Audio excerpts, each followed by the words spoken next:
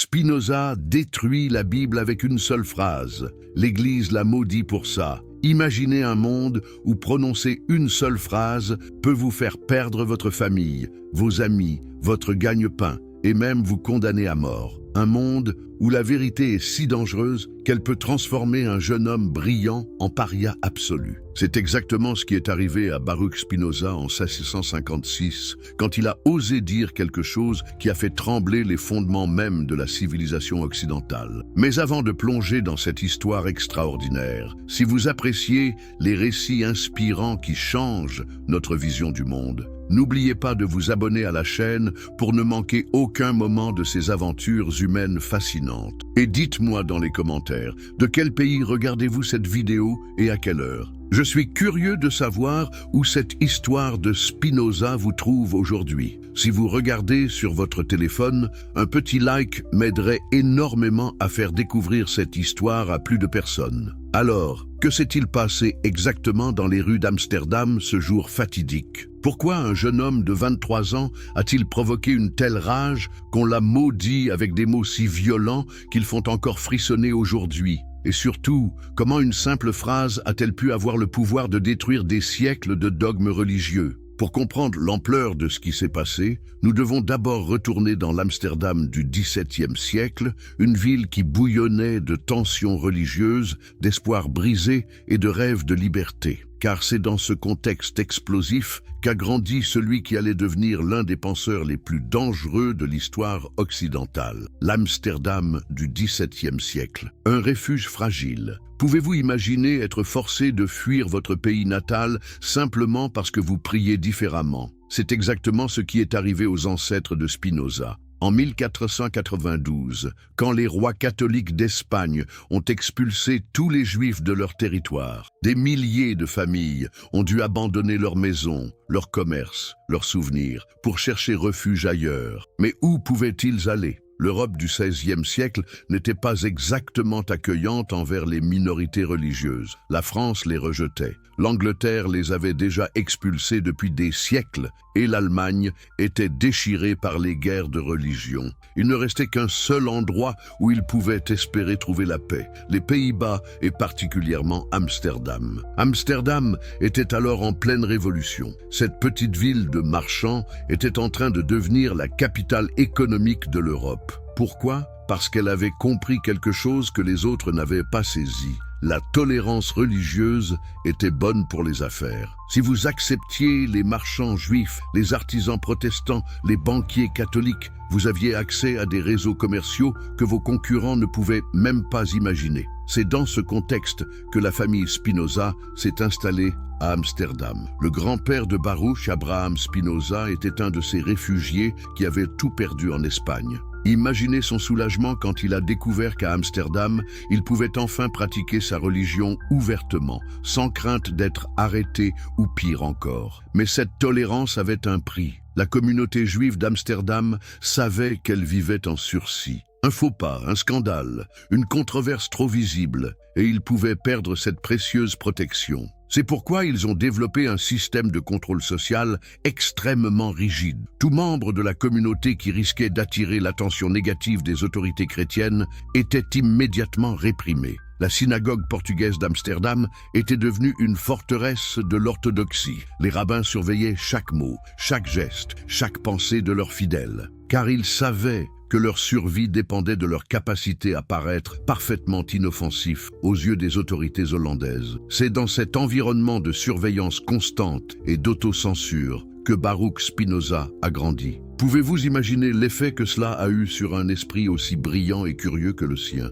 Dès son plus jeune âge, il a été étouffé par des règles qu'il ne comprenait pas, des interdictions qu'il trouvait arbitraires, des réponses qui ne satisfaisaient jamais ses questions. L'éveil intellectuel d'un génie. Qu'est-ce qui transforme un enfant obéissant en révolutionnaire? Dans le cas de Spinoza, c'est l'éducation elle-même qui a planté les graines de sa rébellion. Ironiquement, C'est en étudiant les textes sacrés avec une attention obsessionnelle qu'il a commencé à remarquer leurs contradictions. À l'école rabbinique, Spinoza était un élève modèle. Il maîtrisait l'hébreu, l'araméen, le portugais, le hollandais et plus tard le latin. Mais surtout, il avait une mémoire phénoménale et une capacité d'analyse qui impressionnait ses professeurs. Quand il étudiait le Talmud, il ne se contentait pas de mémoriser les interprétations traditionnelles. Il comparait les textes, il cherchait les sources, il questionnait les logiques. Et c'est là que les problèmes ont commencé.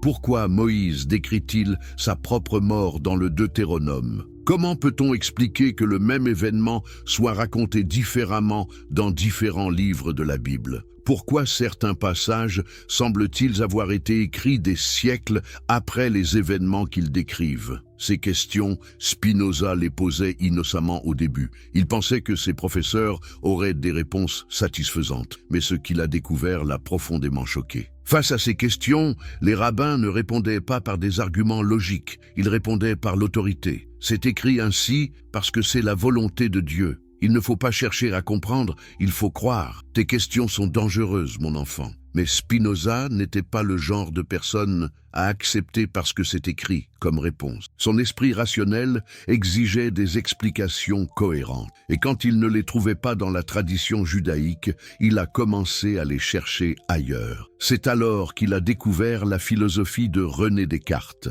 Imaginez l'effet de cette découverte sur un jeune homme qui avait été nourri de dogmes toute sa vie. Descartes proposait une méthode révolutionnaire, douter de tout ce qui n'était pas absolument certain et reconstruire la connaissance sur des bases purement rationnelles. Cette approche a libéré quelque chose en Spinoza. Pour la première fois de sa vie, il avait un outil intellectuel qui lui permettait de questionner tout ce qu'on lui avait enseigné. Et quand il a appliqué cette méthode cartésienne aux textes sacrés, les résultats ont été explosifs. Spinoza a commencé à fréquenter des cercles intellectuels chrétiens, ce qui était déjà scandaleux pour un jeune juif orthodoxe. Il a rencontré des érudits comme Franciscus van den Enden qui lui ont ouvert les portes de la philosophie moderne. Ces hommes lui ont montré qu'on pouvait être profondément spirituel sans être superstitieux, qu'on pouvait chercher Dieu dans la nature plutôt que dans les textes anciens. Mais cette évolution intellectuelle n'est pas passée inaperçue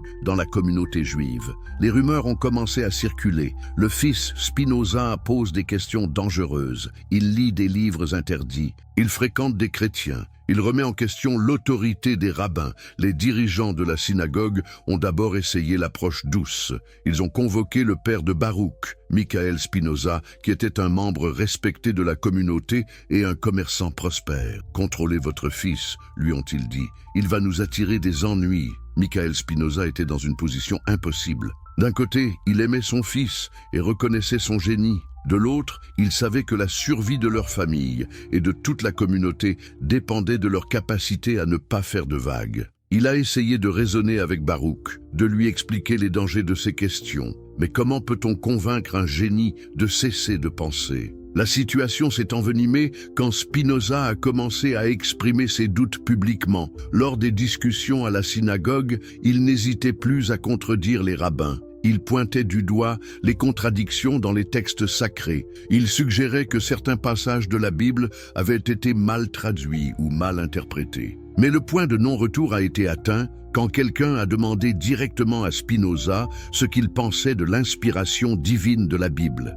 Et c'est là qu'il a prononcé les mots qui allaient changer sa vie à jamais. La phrase qui a tout changé. Pouvez-vous imaginer le silence qui a suivi ces mots ? La Bible n'est pas la parole de Dieu, mais une œuvre humaine, écrite par des hommes, pour des hommes, dans des circonstances historiques particulières. Cette phrase, prononcée avec la tranquille assurance d'un homme qui a longuement réfléchi à ses implications, a eu l'effet d'une bombe dans l'Assemblée, car Spinoza ne se contentait pas de critiquer tel ou tel passage de la Bible. Il remettait en question le principe même de la révélation divine. Mais que voulait-il dire exactement? Et pourquoi cette affirmation était-elle si dangereuse qu'elle a provoqué une réaction aussi violente? Pour comprendre l'ampleur de ce que Spinoza était en train de faire, il faut se rappeler que toute la civilisation occidentale du XVIIe siècle reposait sur l'idée que la Bible était la parole directe de Dieu. Ce n'était pas simplement une question de foi religieuse,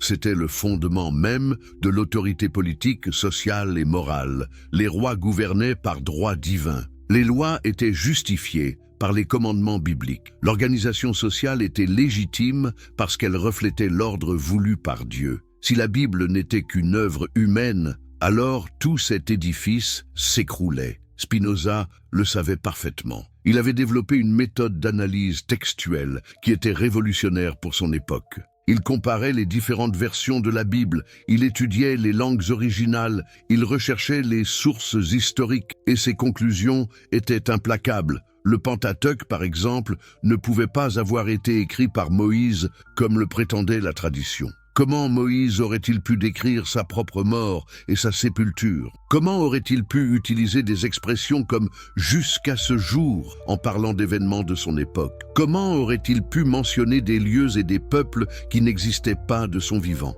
Ces observations, qui nous semblent évidentes aujourd'hui, étaient absolument révolutionnaires au XVIIe siècle. Spinoza était en train d'inventer ce qu'on appellerait plus tard la critique historique de la Bible. Il traitait les textes sacrés comme n'importe quel autre document historique soumis aux lois de la logique et de la vérification empirique. Mais il allait encore plus loin. Il suggérait que les auteurs de la Bible avaient délibérément créé des mystères et des contradictions pour maintenir le peuple dans l'ignorance et renforcer l'autorité des prêtres. Les prophètes, selon lui, n'étaient pas des réceptacles passifs de la révélation divine, mais des hommes intelligents qui avaient compris les besoins de leur époque et avaient créé des messages adaptés à leur public. Cette approche était doublement scandaleuse. D'une part, elle niait la nature surnaturelle de la Bible, d'autre part, elle accusait les autorités religieuses de tromper délibérément leurs fidèles. Dans une société où la religion était inséparable de l'ordre social, c'était ni plus ni moins qu'un appel à la révolution.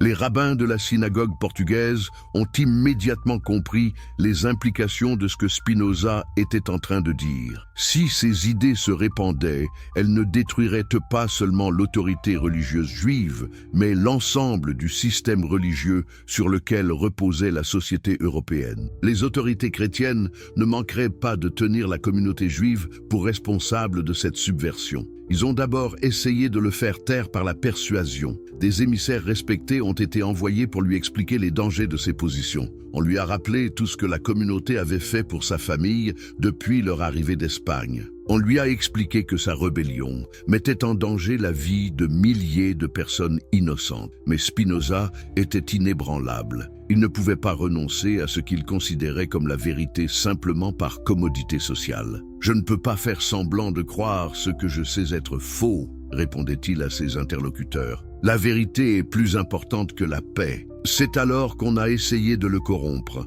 Des membres riches de la communauté lui ont proposé une pension à vie s'il acceptait de garder le silence sur ses opinions controversées. Il pourrait continuer à penser ce qu'il voulait, mais il devrait s'abstenir de le dire publiquement. Cette proposition a profondément insulté Spinoza. Comment pouvait-on lui demander de vivre dans l'hypocrisie? Comment pouvait-on lui proposer de l'argent pour renoncer à ses convictions? « Vous voulez faire de moi un menteur professionnel », leur a-t-il répondu. « Mais je préfère la pauvreté dans la vérité à la richesse dans le mensonge. » La rupture était consommée. Les dirigeants de la synagogue ont compris qu'ils ne pourraient jamais faire plier Spinoza. Il était trop intelligent pour être trompé, trop intègre pour être corrompu, trop courageux pour être intimidé. Il ne leur restait plus qu'une option, l'exclure définitivement de la communauté. L'excommunication, la plus célèbre de l'histoire. Le 27 juillet 1656 reste une date gravée dans l'histoire de la pensée occidentale. Ce jour-là, dans la synagogue portugaise d'Amsterdam,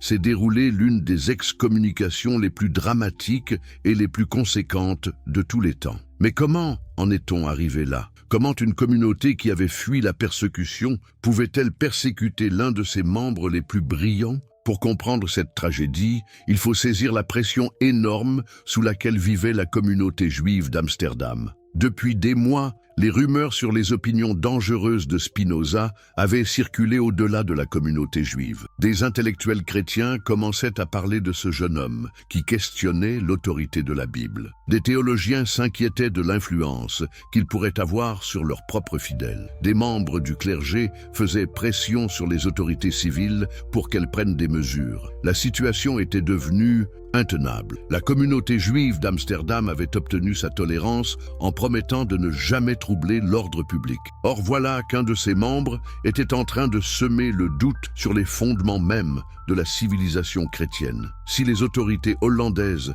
décidaient que les Juifs étaient une menace pour la stabilité sociale, toute la communauté pourrait être expulsée. Les dirigeants de la synagogue ont pris leur décision. Spinoza devait être sacrifié pour sauver les milliers d'autres membres de la communauté.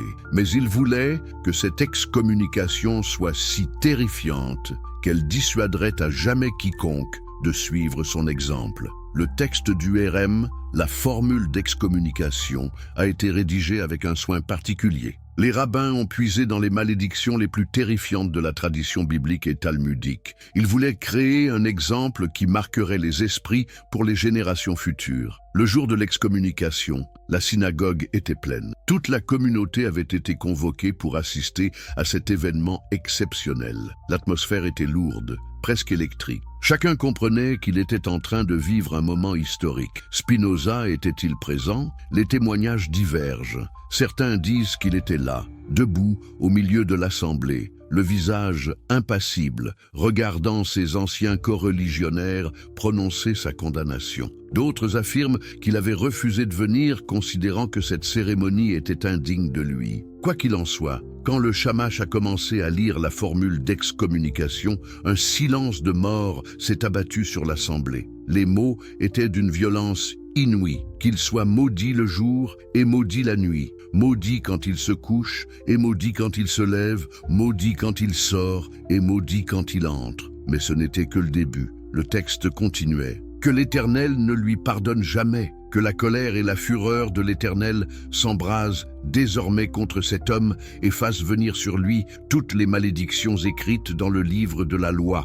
L'assemblée était terrifiée. Même ceux qui n'approuvaient pas totalement les opinions de Spinoza étaient choqués par la violence de ces mots. Car ils savaient qu'au-delà de la personne de Spinoza, c'était la liberté de penser elle-même qui était en train d'être maudite. Le texte se terminait par ces mots glaçants. Que personne ne lui parle oralement ou par écrit, qu'on ne lui rende aucun service, qu'on ne demeure pas sous le même toit que lui, qu'on ne s'approche pas de lui à moins de 4 coudées et qu'on ne lise aucun document composé ou transcrit par lui. Cette dernière clause était particulièrement cruelle. Elle ne se contentait pas d'exclure Spinoza de la communauté. Elle tentait de l'effacer de l'histoire, de faire comme s'il n'avait jamais existé. Ses écrits devaient être évités comme la peste. Son nom ne devait plus jamais être prononcé. L'effet de cette excommunication sur la vie de Spinoza a été immédiat et dévastateur. Du jour au lendemain, il est devenu un paria absolu. Sa famille, ses amis, ses relations d'affaires, tous ont dû le fuir, sous peine de subir le même sort. Il s'est retrouvé complètement seul, sans ressources, sans soutien, dans une société où l'appartenance communautaire était essentielle à la survie. Mais le plus tragique, c'est que cette excommunication n'était que le début de ses malheurs. Car si la communauté juive l'avait rejeté, les autorités chrétiennes n'étaient pas prêtes à l'accueillir pour autant. Aux yeux des théologiens chrétiens, Spinoza était encore plus dangereux qu'un juif orthodoxe. C'était un hérétique qui menaçait les fondements mêmes de la foi chrétienne. La chasse aux sorcières, croyez-vous qu'on puisse détruire une idée en détruisant celui qui l'a exprimée? Les autorités religieuses de l'Europe du XVIIe siècle en étaient convaincues. Après l'excommunication de Spinoza par la synagogue d'Amsterdam, une véritable chasse aux sorcières intellectuelles s'est organisée à travers tout le continent. Le premier réflexe des autorités chrétiennes a été de applaudir l'excommunication. Enfin, la communauté juive avait pris ses responsabilités et éliminé ce fauteur de troubles. Mais très vite, ils ont réalisé que le problème était loin d'être réglé, car Spinoza n'avait pas disparu. Il continuait à écrire, à penser, à développer ses idées révolutionnaires. Pire encore, son excommunication avait fait de lui une curiosité intellectuelle. Des esprits libres de toute l'Europe voulaient rencontrer cet homme qui avait osé défier l'autorité religieuse. Sa réputation de penseur dangereux et original se répandait dans les cercles intellectuels progressistes. C'est alors que les autorités chrétiennes ont compris qu'elles avaient commis une erreur stratégique. En laissant la communauté juive exclure Spinoza, elles avaient créé un martyr de la libre pensée. Il fallait maintenant le faire taire définitivement. La première étape de cette campagne a été la censure systématique de ses écrits. Dès 1670, quand Spinoza a publié anonymement son traité théologico-politique, l'ouvrage a été immédiatement interdit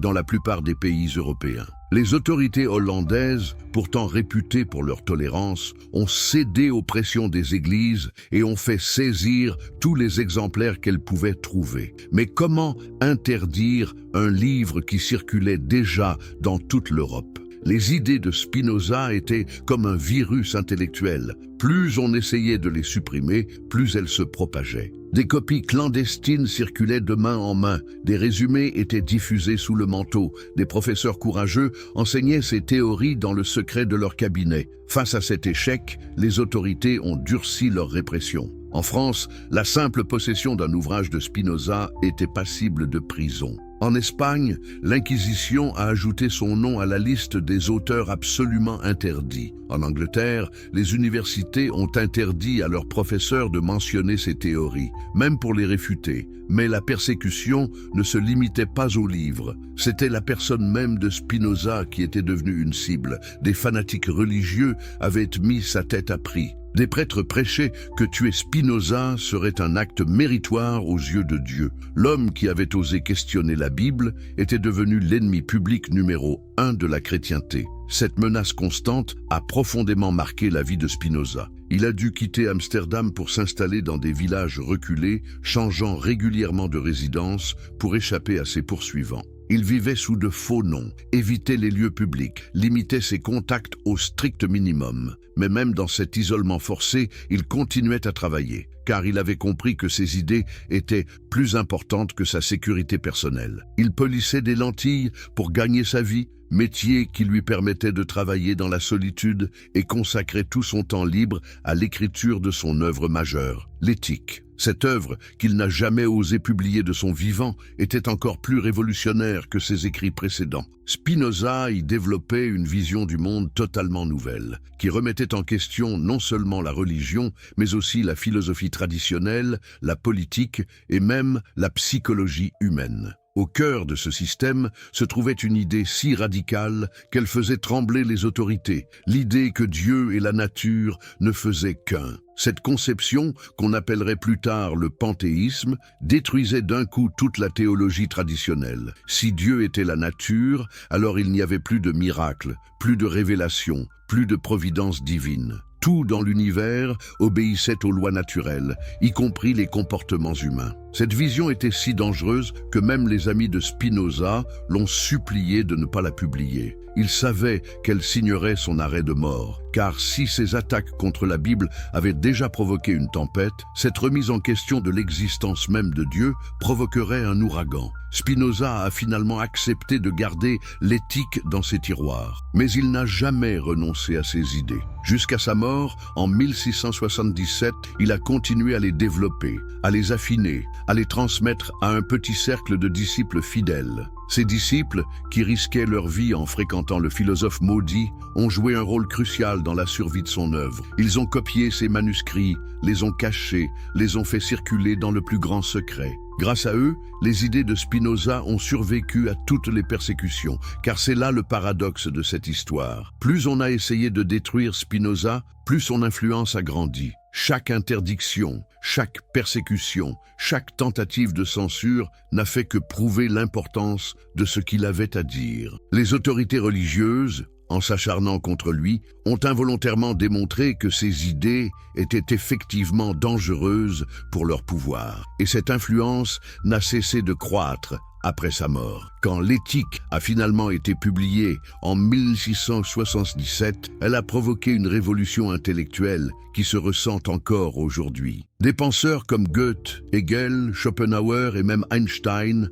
ont reconnu leur dette envers Spinoza. Mais pourquoi cette influence a-t-elle été si durable? Qu'est-ce qui rend les idées de Spinoza si pertinentes, même 3 siècles après sa mort? Pour comprendre cela, il faut saisir la véritable portée de ce qu'il a accompli. Spinoza détruit la Bible avec une seule phrase. L'Église l'a maudit pour sa introduction. Imaginez un monde où prononcer une seule phrase peut vous faire perdre votre famille, vos amis, votre gagne-pain et même vous condamner à mort. Un monde où la vérité est si dangereuse qu'elle peut transformer un jeune homme brillant en paria absolu. C'est exactement ce qui est arrivé à Baruch Spinoza en 1656, quand il a osé dire quelque chose qui a fait trembler les fondements même de la civilisation occidentale. Mais avant de plonger dans cette histoire extraordinaire, si vous appréciez les récits inspirants qui changent notre vision du monde, n'oubliez pas de vous abonner à la chaîne pour ne manquer aucun moment de ces aventures humaines fascinantes. Et dites-moi dans les commentaires,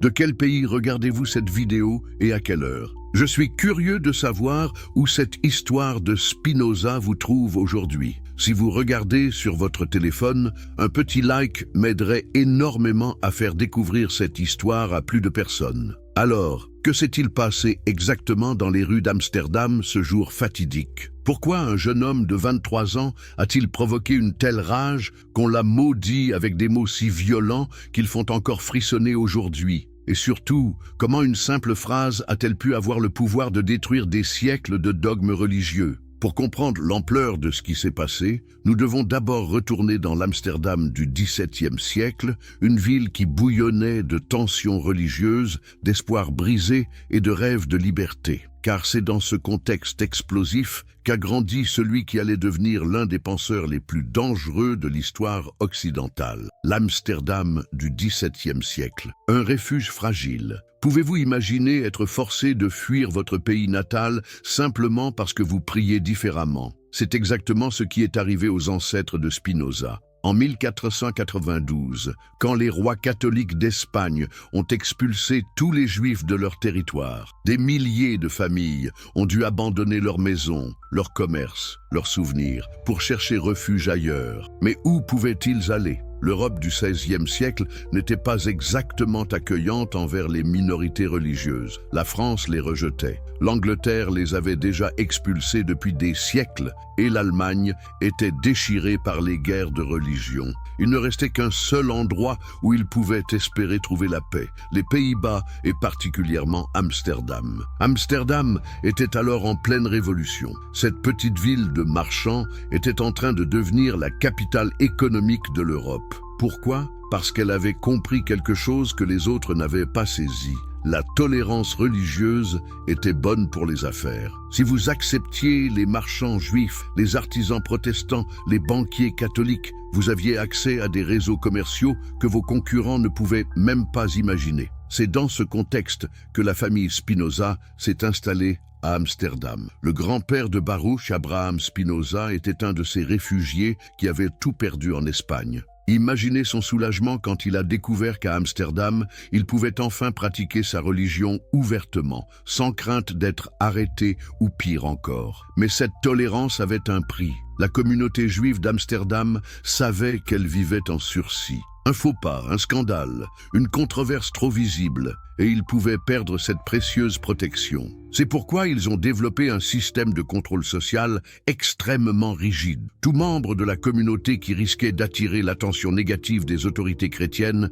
était immédiatement réprimé. La synagogue portugaise d'Amsterdam était devenue une forteresse de l'orthodoxie. Les rabbins surveillaient chaque mot, chaque geste, chaque pensée de leurs fidèles, car ils savaient que leur survie dépendait de leur capacité à paraître parfaitement inoffensifs aux yeux des autorités hollandaises. C'est dans cet environnement de surveillance constante et d'autocensure que Baruch Spinoza a grandi. Pouvez-vous imaginer l'effet que cela a eu sur un esprit aussi brillant et curieux que le sien? Dès son plus jeune âge, il a été étouffé par des règles qu'il ne comprenait pas, des interdictions qu'il trouvait arbitraires, des réponses qui ne satisfaisaient jamais ses questions. L'éveil intellectuel d'un génie. Qu'est-ce qui transforme un enfant obéissant en révolutionnaire? Dans le cas de Spinoza, c'est l'éducation elle-même qui a planté les graines de sa rébellion. Ironiquement, c'est en étudiant les textes sacrés avec une attention obsessionnelle qu'il a commencé à remarquer leurs contradictions.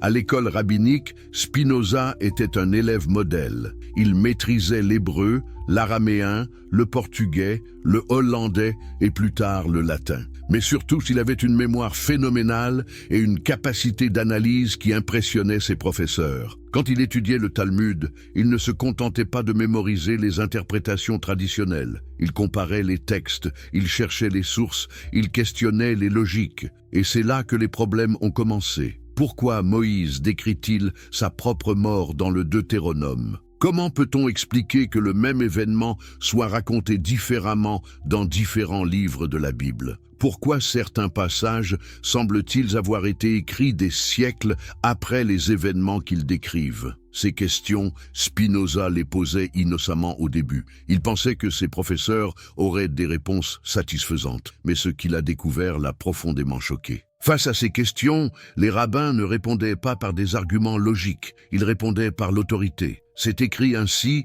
parce que c'est la volonté de Dieu. Il ne faut pas chercher à comprendre, il faut croire. Tes questions sont dangereuses, mon enfant. Mais Spinoza n'était pas le genre de personne à accepter parce que c'est écrit comme réponse. Son esprit rationnel exigeait des explications cohérentes. Et quand il ne les trouvait pas dans la tradition judaïque, il a commencé à les chercher ailleurs. C'est alors qu'il a découvert la philosophie de René Descartes. Imaginez l'effet de cette découverte sur un jeune homme qui avait été nourri de dogmes toute sa vie. Descartes proposait une méthode révolutionnaire, douter de tout ce qui n'était pas absolument certain et reconstruire la connaissance sur des bases purement rationnelles. Cette approche a libéré quelque chose en Spinoza. Pour la première fois de sa vie, il avait un outil intellectuel qui lui permettait de questionner tout ce qu'on lui avait enseigné. Et quand il a appliqué cette méthode cartésienne au texte sacré, les résultats ont été explosifs. Spinoza a commencé à fréquenter des cercles intellectuels chrétiens,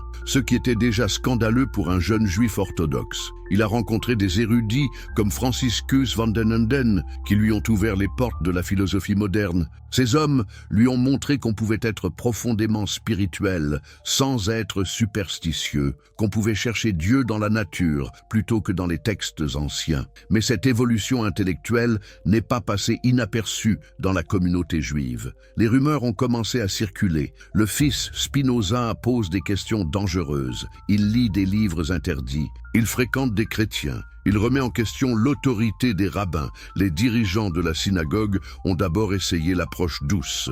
Ils ont convoqué le père de Baruch, Michael Spinoza, qui était un membre respecté de la communauté et un commerçant prospère. « Contrôlez votre fils », lui ont-ils dit. « Il va nous attirer des ennuis. » Michael Spinoza était dans une position impossible. D'un côté, il aimait son fils et reconnaissait son génie. De l'autre, il savait que la survie de leur famille et de toute la communauté dépendait de leur capacité à ne pas faire de vagues. Il a essayé de raisonner avec Baruch, de lui expliquer les dangers de ces questions. Mais comment peut-on convaincre un génie de cesser de penser ? La situation s'est envenimée quand Spinoza a commencé à exprimer ses doutes publiquement. Lors des discussions à la synagogue, il n'hésitait plus à contredire les rabbins. Il pointait du doigt les contradictions dans les textes sacrés. Il suggérait que certains passages de la Bible avaient été mal traduits ou mal interprétés. Mais le point de non-retour a été atteint quand quelqu'un a demandé directement à Spinoza ce qu'il pensait de l'inspiration divine de la Bible.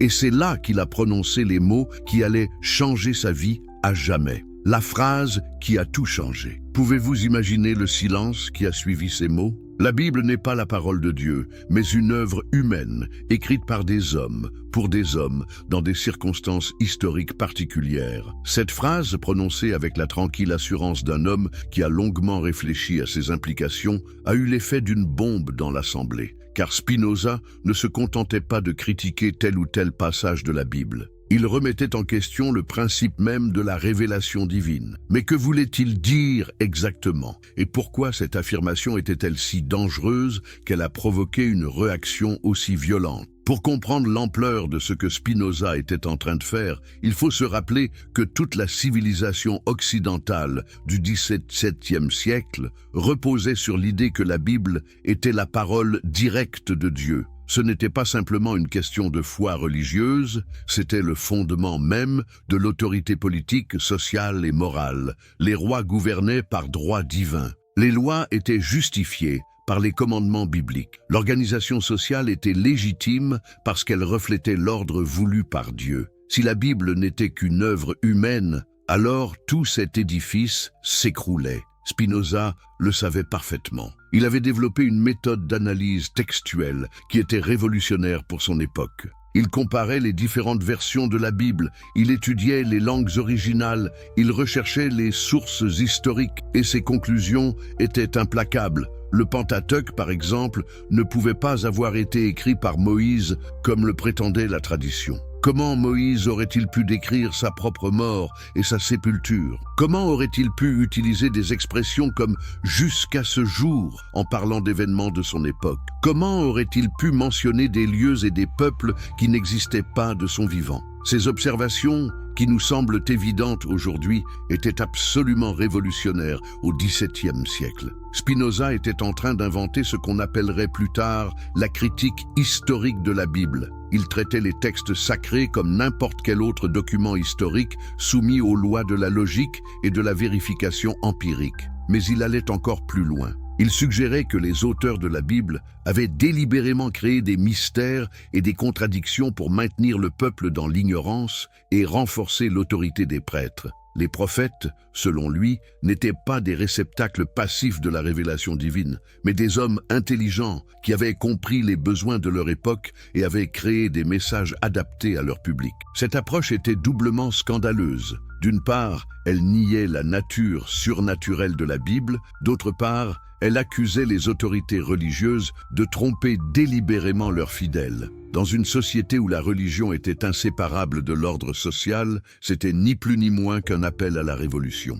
Les rabbins de la synagogue portugaise ont immédiatement compris les implications de ce que Spinoza était en train de dire. Si ces idées se répandaient, elles ne détruiraient pas seulement l'autorité religieuse juive, mais l'ensemble du système religieux sur lequel reposait la société européenne. Les autorités chrétiennes ne manqueraient pas de tenir la communauté juive pour responsable de cette subversion. Ils ont d'abord essayé de le faire taire par la persuasion. Des émissaires respectés ont été envoyés pour lui expliquer les dangers de ses positions. On lui a rappelé tout ce que la communauté avait fait pour sa famille depuis leur arrivée d'Espagne. On lui a expliqué que sa rébellion mettait en danger la vie de milliers de personnes innocentes. Mais Spinoza était inébranlable. Il ne pouvait pas renoncer à ce qu'il considérait comme la vérité simplement par commodité sociale. « Je ne peux pas faire semblant de croire ce que je sais être faux », répondait-il à ses interlocuteurs. « La vérité est plus importante que la paix. » C'est alors qu'on a essayé de le corrompre.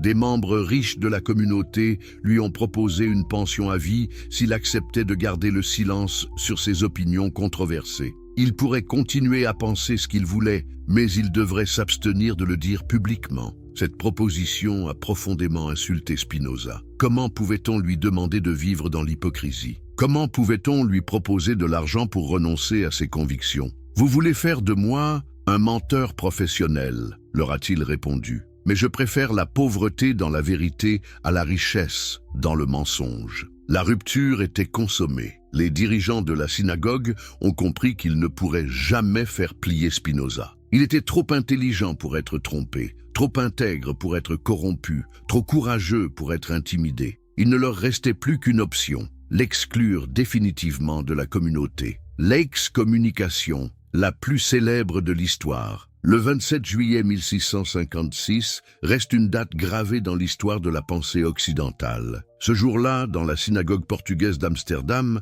s'est déroulée l'une des excommunications les plus dramatiques et les plus conséquentes de tous les temps. Mais comment en est-on arrivé là? Comment une communauté qui avait fui la persécution pouvait-elle persécuter l'un de ses membres les plus brillants? Pour comprendre cette tragédie, il faut saisir la pression énorme sous laquelle vivait la communauté juive d'Amsterdam. Depuis des mois, les rumeurs sur les opinions dangereuses de Spinoza avaient circulé au-delà de la communauté juive. Des intellectuels chrétiens commençaient à parler de ce jeune homme qui questionnait l'autorité de la Bible. Des théologiens s'inquiétaient de l'influence qu'il pourrait avoir sur leurs propres fidèles. Des membres du clergé faisaient pression sur les autorités civiles pour qu'elles prennent des mesures. La situation était devenue intenable. La communauté juive d'Amsterdam avait obtenu sa tolérance en promettant de ne jamais troubler l'ordre public. Or voilà qu'un de ses membres était en train de semer le doute sur les fondements mêmes de la civilisation chrétienne. Si les autorités hollandaises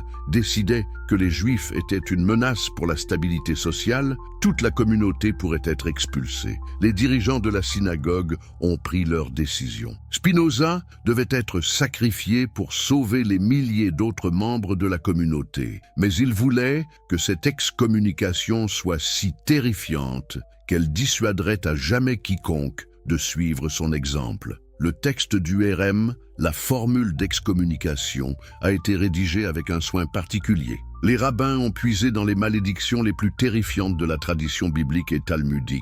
Ils voulaient créer un exemple qui marquerait les esprits pour les générations futures. Le jour de l'excommunication, la synagogue était pleine. Toute la communauté avait été convoquée pour assister à cet événement exceptionnel. L'atmosphère était lourde, presque électrique. Chacun comprenait qu'il était en train de vivre un moment historique. Spinoza était-il présent? Les témoignages divergent. Certains disent qu'il était là, debout au milieu de l'assemblée, le visage impassible, regardant ses anciens coreligionnaires prononcer sa condamnation. D'autres affirment qu'il avait refusé de venir, considérant que cette cérémonie était indigne de lui. Quoi qu'il en soit, quand le shamash a commencé à lire la formule d'excommunication, un silence de mort s'est abattu sur l'assemblée. Les mots étaient d'une violence inouïe. Qu'il soit maudit le jour et maudit la nuit, maudit quand il se couche et maudit quand il se lève, maudit quand il sort et maudit quand il entre. Mais ce n'était que le début.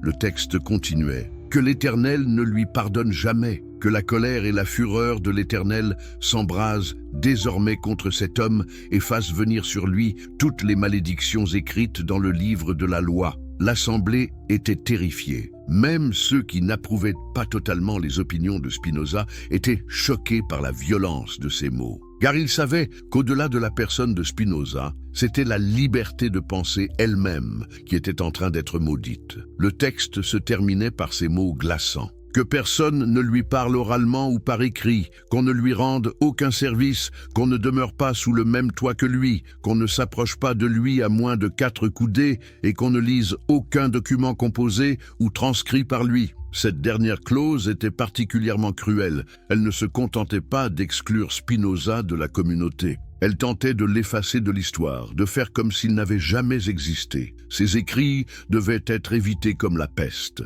Son nom ne devait plus jamais être prononcé. L'effet de cette excommunication sur la vie de Spinoza a été immédiat et dévastateur. Du jour au lendemain, il est devenu un paria absolu. Sa famille, ses amis, ses relations d'affaires, tous ont dû le fuir, sous peine de subir le même sort. Il s'est retrouvé complètement seul, sans ressources, sans soutien, dans une société où l'appartenance communautaire était essentielle à la survie. Mais le plus tragique, c'est que cette excommunication n'était que le début de ses malheurs. Car si la communauté juive l'avait rejeté, les autorités chrétiennes n'étaient pas prêtes à l'accueillir pour autant. Aux yeux des théologiens chrétiens, Spinoza était encore plus dangereux qu'un juif orthodoxe. C'était un hérétique qui menaçait les fondements mêmes de la foi chrétienne. La chasse aux sorcières, croyez-vous qu'on puisse détruire une idée en détruisant celui qui l'a exprimée?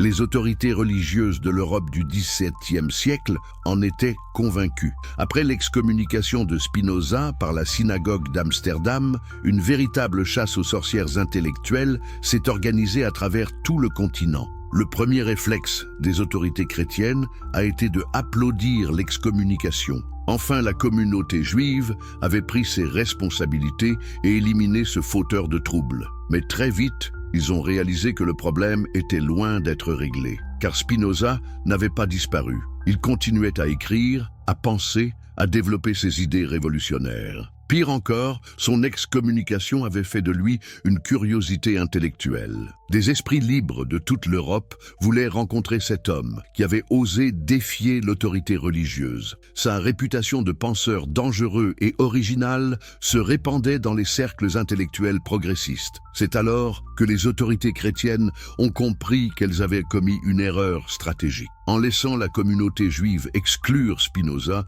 elles avaient créé un martyr de la libre pensée. Il fallait maintenant le faire taire définitivement. La première étape de cette campagne a été la censure systématique de ses écrits. Dès 1670, quand Spinoza a publié anonymement son traité théologico-politique, l'ouvrage a été immédiatement interdit dans la plupart des pays européens. Les autorités hollandaises, pourtant réputées pour leur tolérance, ont cédé aux pressions des églises et ont fait saisir tous les exemplaires qu'elles pouvaient trouver. Mais comment interdire un livre qui circulait déjà dans toute l'Europe? Les idées de Spinoza étaient comme un virus intellectuel. Plus on essayait de les supprimer, plus elles se propageaient. Des copies clandestines circulaient de main en main, des résumés étaient diffusés sous le manteau, des professeurs courageux enseignaient ces théories dans le secret de leur cabinet. Face à cet échec, les autorités ont durci leur répression. En France, la simple possession d'un ouvrage de Spinoza était passible de prison.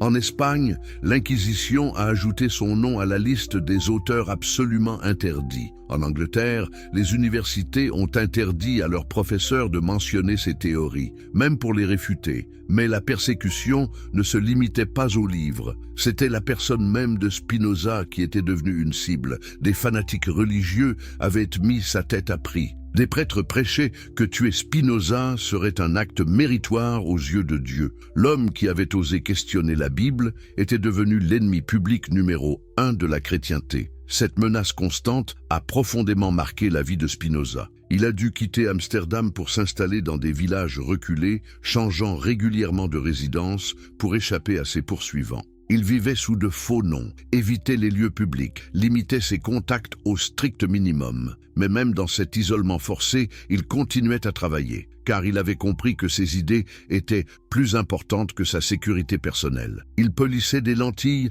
pour gagner sa vie, métier qui lui permettait de travailler dans la solitude et consacrait tout son temps libre à l'écriture de son œuvre majeure, l'Éthique. Cette œuvre, qu'il n'a jamais osé publier de son vivant, était encore plus révolutionnaire que ses écrits précédents. Spinoza y développait une vision du monde totalement nouvelle, qui remettait en question non seulement la religion, mais aussi la philosophie traditionnelle, la politique et même la psychologie humaine. Au cœur de ce système se trouvait une idée si radicale qu'elle faisait trembler les autorités, l'idée que Dieu et la nature ne faisaient qu'un. Cette conception, qu'on appellerait plus tard le panthéisme, détruisait d'un coup toute la théologie traditionnelle. Si Dieu était la nature, alors il n'y avait plus de miracles, plus de révélations, plus de providence divine. Tout dans l'univers obéissait aux lois naturelles, y compris les comportements humains. Cette vision était si dangereuse que même les amis de Spinoza l'ont supplié de ne pas la publier.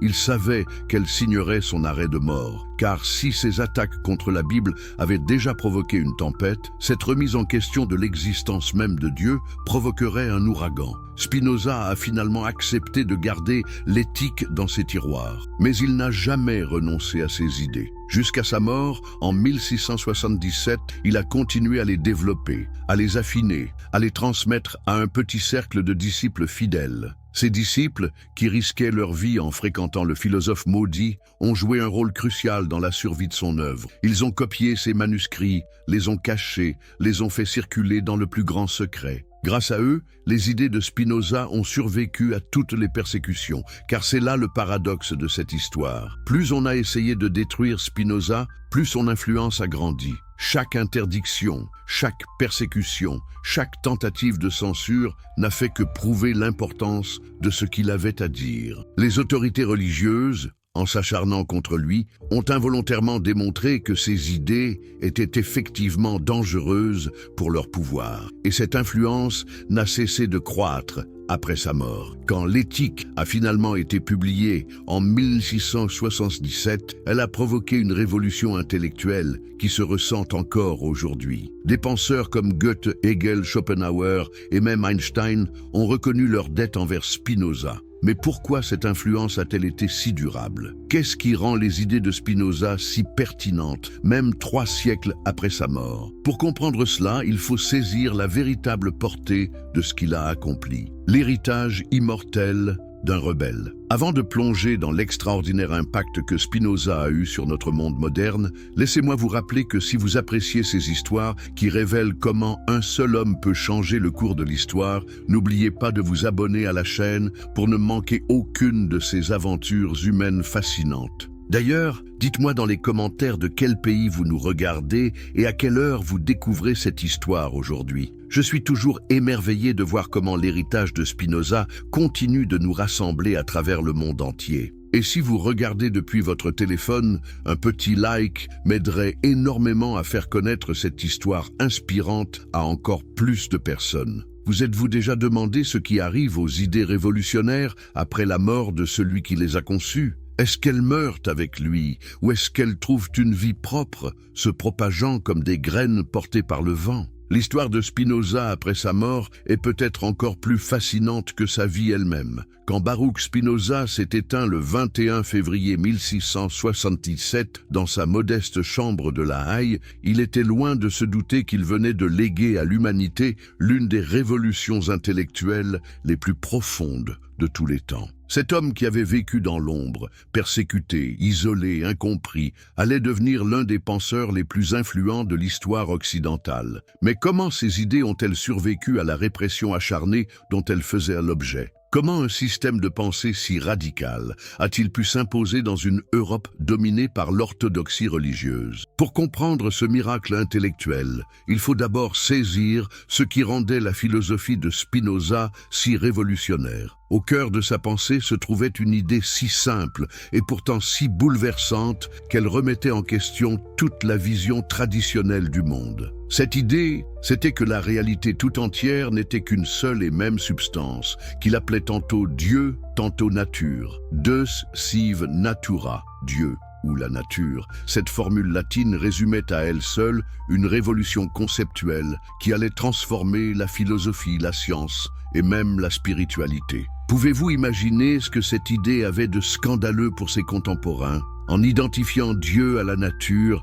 Spinoza détruisait d'un coup toute la théologie traditionnelle. Plus de Dieu personnel qui intervient dans les affaires humaines. Plus de miracles qui suspendent les lois naturelles. Plus de providence divine qui guide le destin des hommes. Tout dans l'univers obéissait aux mêmes lois immuables, depuis le mouvement des planètes jusqu'aux passions humaines. Cette vision déterministe du monde était terrifiante pour les autorités religieuses, mais elle était libératrice pour les esprits scientifiques. Car si tout obéissait aux lois naturelles, alors tout pouvait être étudié, compris, prédit. La science n'était plus limitée par les mystères divins. Elle pouvait explorer librement tous les domaines de la réalité. C'est précisément ce message qui a séduit les premiers disciples de Spinoza. Ces hommes courageux qui risquaient leur réputation et parfois leur vie en fréquentant le philosophe maudit ont compris qu'ils étaient les témoins d'une révolution intellectuelle majeure. Ils ont donc organisé un véritable réseau clandestin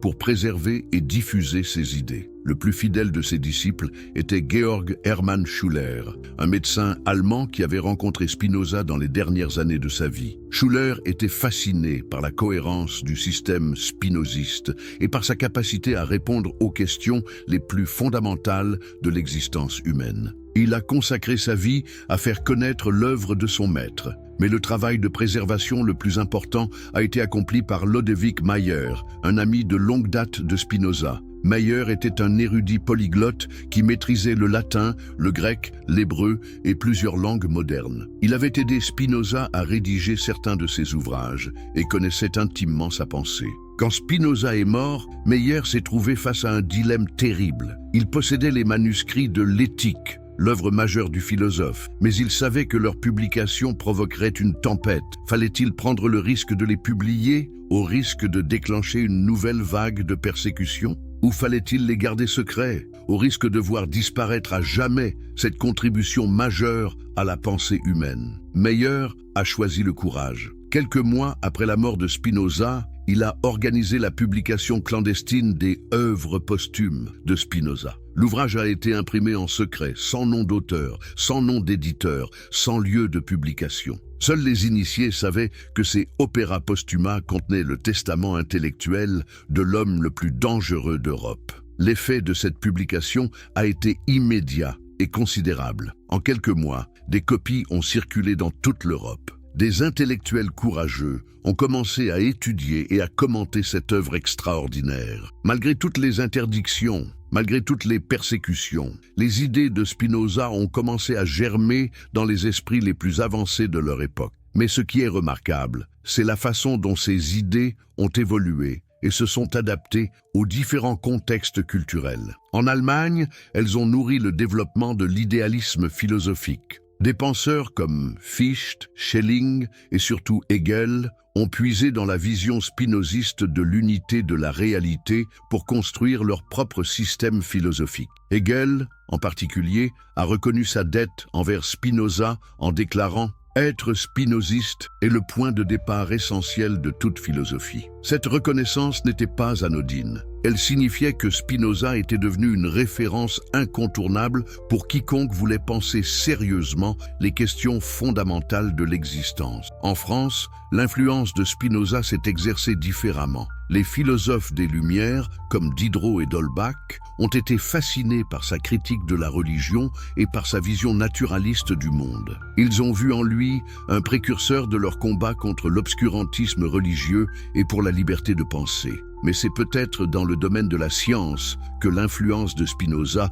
a été la plus féconde. Sa vision d'un univers entièrement soumis aux lois naturelles a inspiré des générations de scientifiques. Quand Einstein a déclaré « Je crois au Dieu de Spinoza, qui se révèle dans l'harmonie ordonnée de ce qui existe », il ne faisait que reconnaître une dette intellectuelle qui remontait à près de 3 siècles. Cette influence scientifique n'était pas fortuite. Spinoza avait compris, bien avant ses contemporains, que la science et la philosophie devaient marcher main dans la main. Sa méthode, qui consistait à appliquer la rigueur mathématique aux questions philosophiques, a préfiguré les développements de la science moderne. Mais l'héritage de Spinoza ne se limite pas au domaine de la philosophie et de la science. Il a aussi profondément marqué la littérature et l'art. Des écrivains comme Goethe, Novalis et plus tard Proust ont trouvé dans sa vision panthéiste une source d'inspiration pour leur création. L'idée que l'homme fait partie intégrante de la nature, qu'il participe à une réalité plus vaste que lui-même, a nourri tout un courant de la sensibilité romantique. Goethe, en particulier, a été profondément marqué par la lecture de Spinoza. Il a trouvé dans sa philosophie une justification de sa propre vision poétique du monde. Spinoza ne me prouve pas l'existence de Dieu, écrivait-il, mais Dieu m'apparaît dans son œuvre. Cette phrase résume parfaitement l'impact esthétique de la pensée spinoziste, l'actualité brûlante d'un penseur éternel. Mais pourquoi parler de Spinoza aujourd'hui? Qu'est-ce que ce philosophe du XVIIe siècle peut nous apprendre sur notre monde moderne? La réponse est surprenante, presque tout, car les questions qu'il a posées, les problèmes qu'il a soulevés, les solutions qu'il a proposées, restent d'une actualité brûlante. Pensez au débat contemporain sur la relation entre science et religion. N'y retrouvez-vous pas l'écho des controverses qui ont entouré Spinoza? Aujourd'hui encore, des créationnistes remettent en question la théorie de l'évolution au nom de la Bible. Des fondamentalistes de toutes obédiences prétendent détenir la vérité absolue, révélée par Dieu. Face à ces régressions, l'approche rationnelle et critique de Spinoza reste plus pertinente que jamais. Sa méthode d'analyse des textes sacrés, qui consistait à les replacer dans leur contexte historique et culturel, a donné naissance à l'exégèse biblique moderne. Aujourd'hui, même les théologiens les plus conservateurs admettent que la Bible a été écrite par des hommes, dans des circonstances particulières, pour des publics spécifiques. Cette évolution, qui nous semble naturelle, a été rendue possible par le travail pionnier de Spinoza, mais son influence va bien au-delà des questions religieuses. Sa vision déterministe de l'homme, par exemple, anticipait les découvertes de la psychologie moderne. Quand il affirmait que nos sentiments et nos comportements obéissent à des lois aussi rigoureuses que celles qui gouvernent les phénomènes physiques, il préfigurait les recherches sur l'inconscient, sur les neurosciences, sur la psychologie cognitive. Cette approche scientifique de la nature humaine était révolutionnaire pour son époque. Elle remettait en question l'idée traditionnelle du libre arbitre et proposait une vision de l'homme comme partie intégrante de la nature. Cette vision, qui a choqué ses contemporains, est devenue l'une des bases de la pensée moderne. Spinoza avait aussi compris, bien avant les écologistes contemporains, que l'homme ne pouvait pas se considérer comme extérieur à la nature. Sa formule Deus sive natura exprimait déjà cette idée que nous et notre environnement formons un tout indissociable. À une époque où les questions écologiques deviennent cruciales pour l'avenir de l'humanité, cette vision holiste de la réalité retrouve toute sa pertinence. Mais c'est peut-être dans le domaine politique que l'actualité de Spinoza est la plus frappante. Ses réflexions sur la démocratie, sur la liberté d'expression, sur la tolérance religieuse anticipèrent les débats de nos sociétés modernes. Il avait compris que la liberté de penser était non seulement un droit fondamental,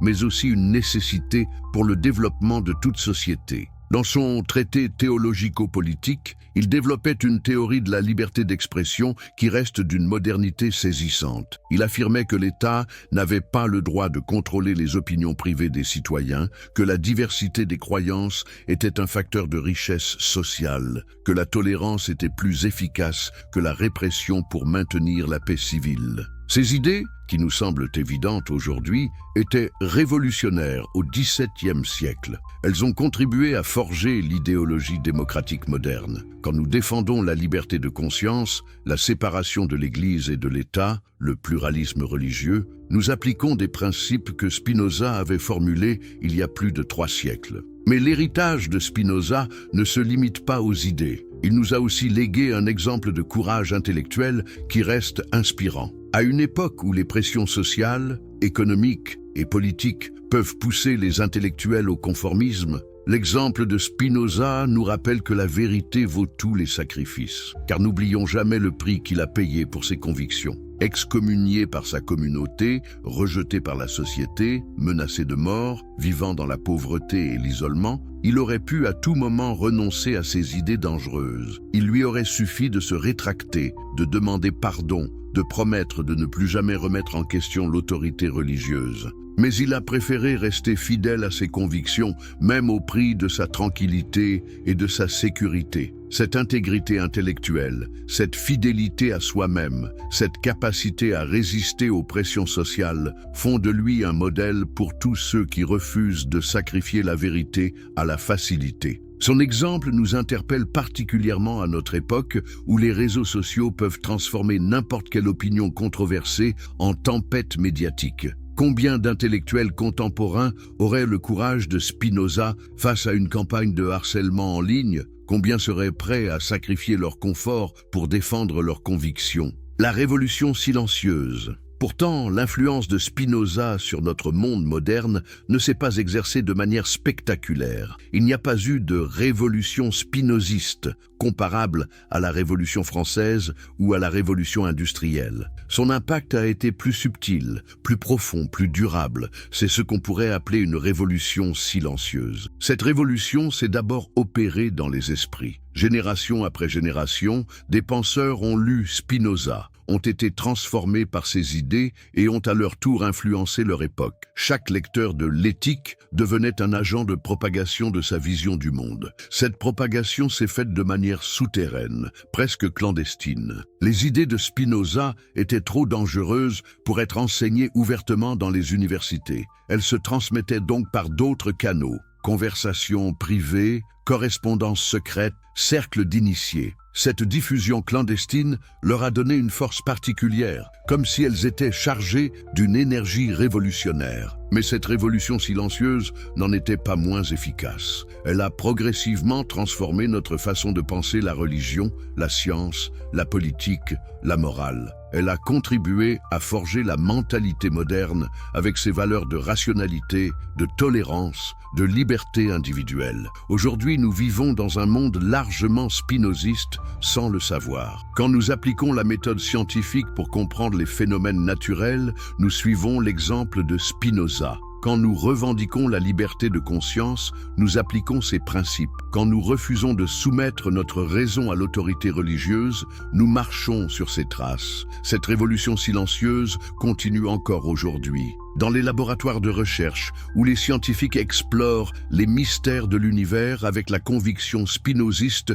que tout obéit aux lois naturelles. Dans les débats publics, où les citoyens revendiquent leur droit à penser librement. Dans les œuvres d'art, où les créateurs expriment leur vision panthéiste de la réalité. Conclusion. La victoire de l'esprit sur la force. Mes amis, nous voici arrivés au terme de cette extraordinaire aventure humaine. L'histoire de Spinoza nous a mené des rues d'Amsterdam du XVIIe siècle jusqu'au débat de notre époque contemporaine. Elle nous a montré comment un homme seul, armé de sa seule intelligence et de son courage, a pu changer le cours de l'histoire humaine. Mais quelle est la leçon la plus profonde de cette histoire? Qu'est-ce que la vie de Spinoza nous enseigne sur la nature humaine et sur le pouvoir des idées? La première leçon, c'est que la vérité est plus forte que la violence. Toutes les persécutions, tous les anathèmes, toutes les tentatives de destruction n'ont pas réussi à faire taire Spinoza. Ces idées ont survécu à ses persécuteurs. Elles continuent à nous inspirer alors que leurs noms sont tombés dans l'oubli. Cette victoire de l'esprit sur la force nous rappelle que l'humanité progresse grâce à ceux qui osent penser différemment. Chaque avancée de la civilisation a été rendue possible par des individus qui ont eu le courage de remettre en question les certitudes de leur époque. Spinoza fait partie de cette lignée de héros de la pensée qui ont élargi les horizons de l'humanité. La deuxième leçon, c'est que le courage intellectuel est contagieux. L'exemple de Spinoza a inspiré des générations de penseurs. Sa capacité à résister aux pressions sociales, à rester fidèle à ses convictions malgré l'isolement et la persécution, continue à nous montrer la voie. Dans notre époque d'information instantanée et de réaction émotionnelle, l'exemple de Spinoza nous rappelle l'importance de la réflexion profonde et de la cohérence intellectuelle. Face aux simplifications médiatiques et aux polémiques stériles, il nous invite à chercher la vérité avec patience et rigueur. La troisième leçon, c'est que nos choix individuels peuvent avoir des conséquences historiques. Quand Spinoza a choisi de dire la vérité plutôt que de se conformer, il ne savait pas qu'il allait transformer la pensée occidentale. Il a simplement fait ce qu'il considérait comme juste, sans calculer les conséquences. Cette leçon est particulièrement importante pour notre époque. Dans un monde interconnecté où chaque parole peut avoir un impact global, nous avons tous la responsabilité de choisir la vérité plutôt que la facilité, la cohérence plutôt que l'opportunisme. Mais la leçon la plus importante de l'histoire de Spinoza, c'est peut-être que la liberté de penser n'est jamais acquise définitivement. Elle doit être défendue sans cesse, génération après génération. Les forces de l'obscurantisme ne disparaissent jamais complètement. Elles se transforment, s'adaptent, trouvent de nouvelles formes d'expression. Aujourd'hui, les ennemis de la libre pensée ne portent plus les robes des inquisiteurs. Ils utilisent les réseaux sociaux pour harceler les intellectuels indépendants. Ils manipulent l'opinion publique pour faire taire les voix dissidentes. Ils instrumentalisent les émotions pour empêcher la réflexion rationnelle. Face à ces nouveaux défis, l'exemple de Spinoza reste notre meilleur guide. Il nous rappelle que la vérité vaut tous les sacrifices, que l'intégrité intellectuelle ne se négocie pas, que la liberté de penser est le bien le plus précieux de l'humanité. Alors, mes amis, je vous pose cette question finale. Êtes-vous prêts à suivre l'exemple de Spinoza? Êtes-vous prêts à penser par vous-même, même quand cela dérange? Êtes-vous prêts à défendre la vérité, même quand elle est impopulaire? Êtes-vous prêts à résister aux pressions sociales pour rester fidèle à vos convictions? Si cette histoire vous a touché, si elle vous a fait réfléchir, si elle vous a inspiré, alors Spinoza a gagné. Si elle vous a donné envie de lire ses œuvres, de creuser ses idées, de poursuivre sa quête de vérité, alors sa révolution continue. Car c'est cela, au fond, le véritable héritage de Spinoza. Non pas un système de pensée figé, mais une invitation permanente à penser librement. Non pas des réponses définitives, mais des questions éternelles. Non pas une doctrine à suivre aveuglément, mais une méthode pour chercher la vérité. Il y a près de 4 siècles, un jeune homme de 23 ans a prononcé une phrase qui a changé le monde. Cette phrase continue à résonner aujourd'hui parce qu'elle exprime une vérité éternelle sur la condition humaine. Nous sommes libres de penser et cette liberté est notre plus grande dignité. L'histoire de Spinoza nous rappelle que chacun de nous porte en lui la capacité de transformer le monde. Il suffit parfois d'une seule phrase, prononcée au bon moment, avec le courage de la vérité, pour faire basculer l'histoire. Alors, quelle sera votre phrase? Quel sera votre apport à cette longue chaîne de la pensée humaine qui nous relie à Spinoza et qui nous mènera vers les découvertes de demain? L'avenir vous appartient. À vous de jouer.